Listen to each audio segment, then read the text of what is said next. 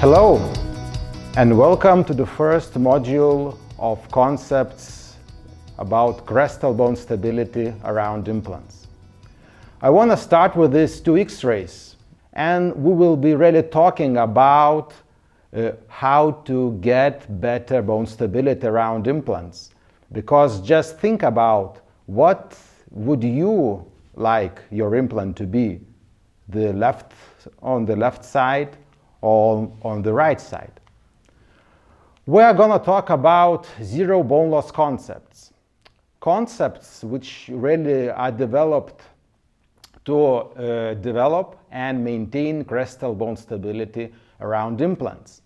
And you can see that these are prosthetic concepts and surgical concepts. So of course we're going to start with surgical ones, which steps we need to take in order to develop bone stability.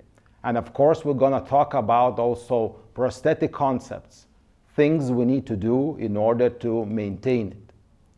Now the whole story is about, actually you can see it on the X-rays, so that we can really have bone stability around different systems. And people tend to think that there is some magic implant system which really is the best.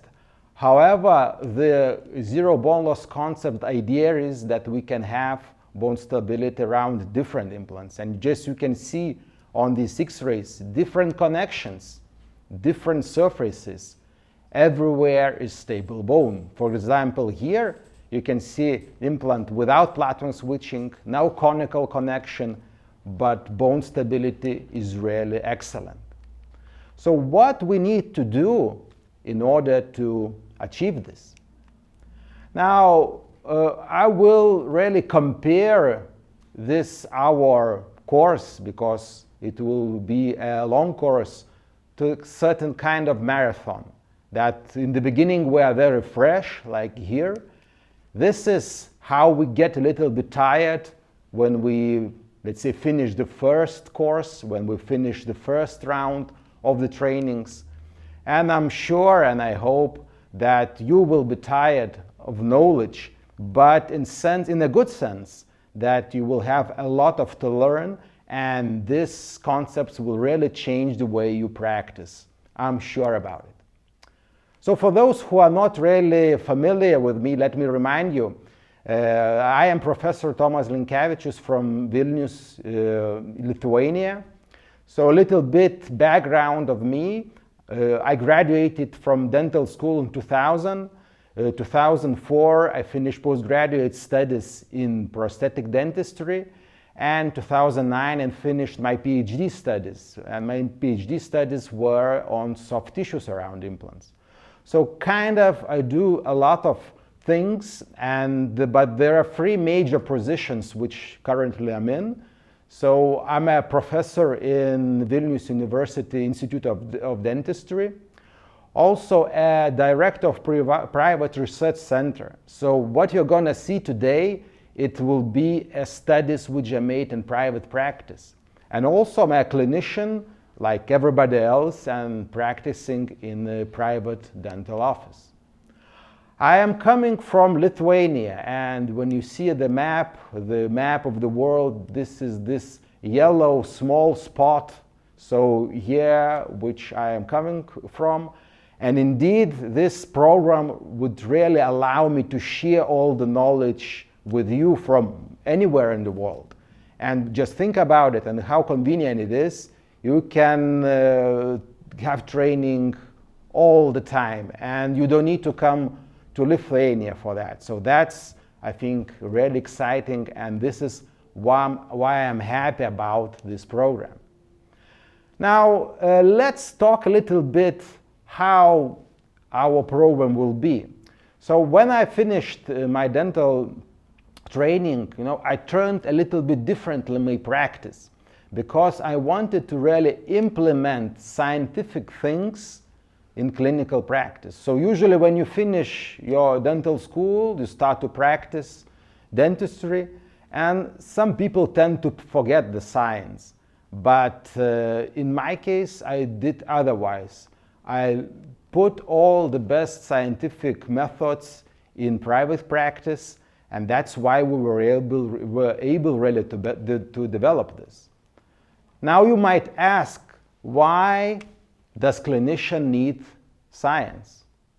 I mean, just an example, just a small example. So for example, here you can see a case report published in Journal of Prosthetic Dentistry. And what does this case report tell us? It tells us that we can use a rubber dam to reduce semen remnants around implants. For example, here you can see a standard abutment really glued, standard abutment connected to the implant, and the rubber dam is used.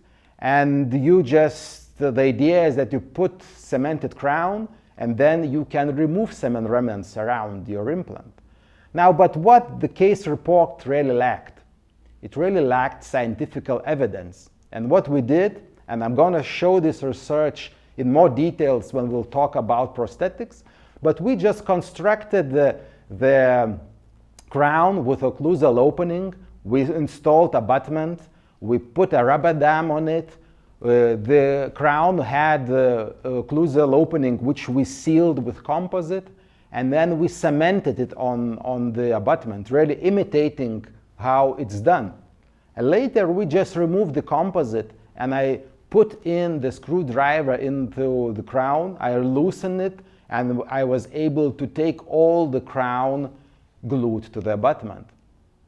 And look what we found. You see, no cement in the tissues, but all semen remnants were glued to the surface of the crown. And just think, for example, this case report rarely suggests you to do this. So it means that it's not a really good practice.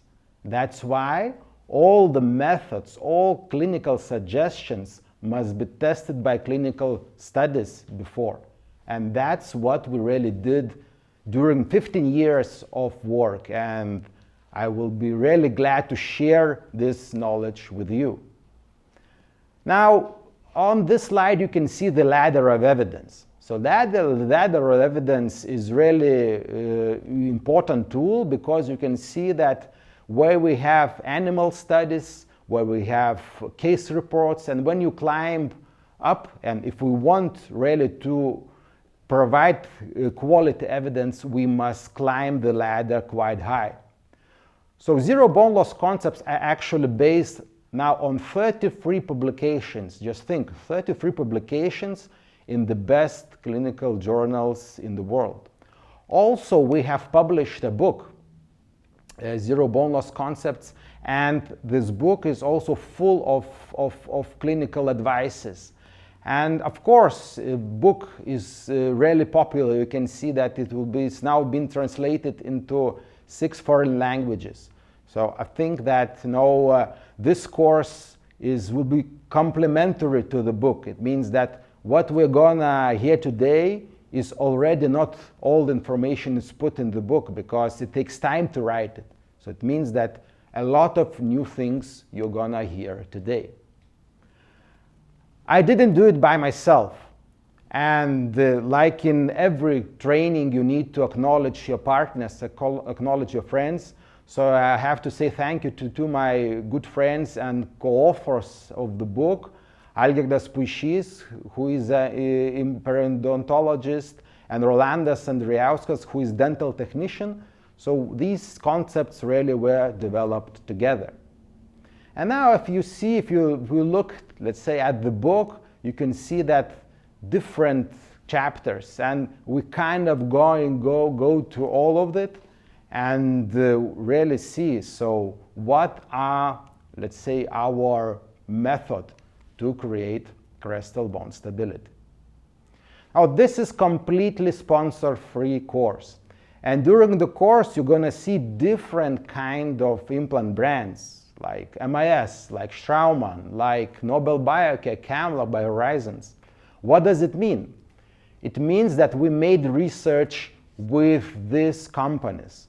So that allowed us really to look at the implants from inside. So we really know what works and what doesn't work. So I'm not gonna really say which implant is the best, because I really think that you can achieve bone stability with your implant, which you are using. So let's start, and let's start to little by little talk about bone stability.